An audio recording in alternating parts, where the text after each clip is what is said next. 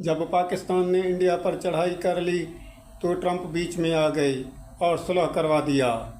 Trump से पूछो कि क्या फ़लस्तीन के मुसलमानों ने तुम्हारा माँ मारा है या तुम्हारे ख़ानदान को मारा है? उनके बीच में तो तुम कभी नहीं गए।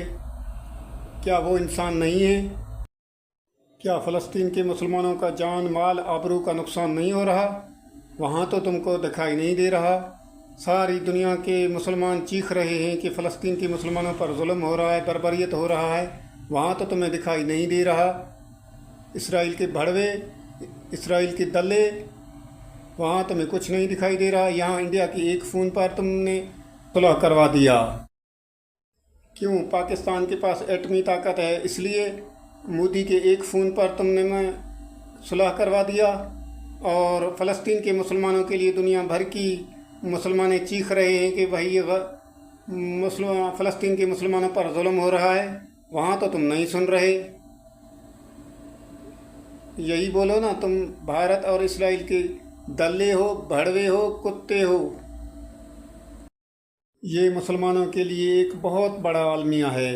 एक काफर ने तो दूसरे काफर को बचा लिया, लेकिन फ़लस्तीन के मुसलमान कब से बर्बरियत और जुल्म में हैं इसराइल की, और दूसरे मुसलमान खामोश हैं, कुछ भी नहीं कर रहे।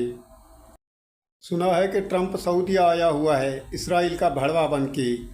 इस भड़वे से पूछो कि क्या कल कोई मुल्क तुम्हारे मुल्क पर चढ़ाई कर ले और सऊदीया के पास आ जाए और उससे कहे कि मुझे एक मुल्क तस्लीम करो, एक स्टेट, एक रियासत, एक ताकत तस्लीम करो, तो तुम सोचो कि वो क्या सऊदीया ये भी करे?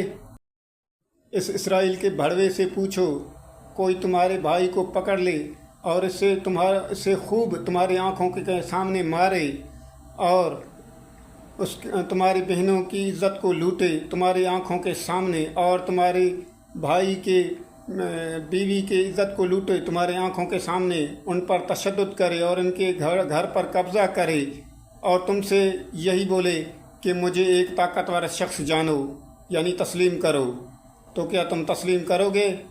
इसराइल के भड़वे, इसराइल के कुत्ते, इसराइल के दल्ले, ज़रा सोच कर जवाब दो। कोई भाई है मेरे इन अल्फाजों को इंग्लिश में ट्रांसलेट करके उस कुत्ते तक पहुंचाए?